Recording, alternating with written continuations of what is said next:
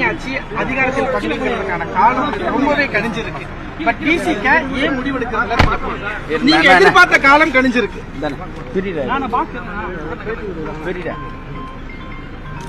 நாங்க ஒரு கூட்டணியில் இருக்கிறோம். இந்த நிலையில அது எங்களுக்கு சாதகமான ஒரு சூழல் உருவாகி இருக்கு அப்படின்னு நாங்க அதை நம்ப முடியாது.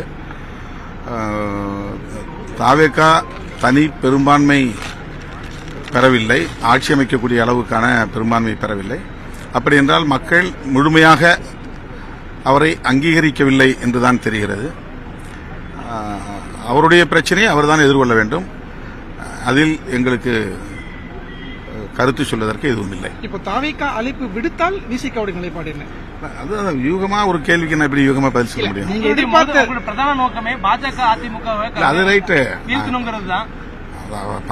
நாங்க வீழ்த்திட்டோம். அதிமுக பாஜகவை வீழ்த்திட்டோம். எங்களுடைய டார்கெட் அதுதான்.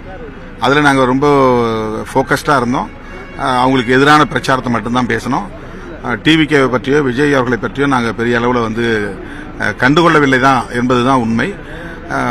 நாங்க பண்ண பிரச்சாரம் எங்களுக்கு மட்டும் பயனில்லாமல் அந்த தரப்பும் அந்த மதசார்பின்மை அல்லது மதசார்பற்ற சக்தியில் கிடைக்க வேண்டிய வாக்குகள் சிதறி இருக்கின்றன. அதனால்தான் எங்களுக்கு ஆட்சி அமைக்கக்கூடிய அளவுக்கான ஒரு மெஜாரிட்டி கிடைக்காமல் போய்விட்டது என்று நான் கருதுகிறேன்.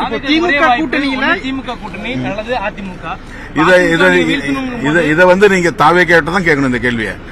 நீங்க என்ன செய்ய போறீங்க, உங்களுக்கு போதிய மெஜாரிட்டி கிடைக்கல அப்படின்னு அவங்கள கேளுங்க. விசிகாவை பொறுத்த வரைக்கும் திமுக கூட்டணியில எதிர்க்கட்சி வரிசையில தான் இருக்குன்னு உறுதியாக நீங்க சொல்ல முடியும். அப்படிதான்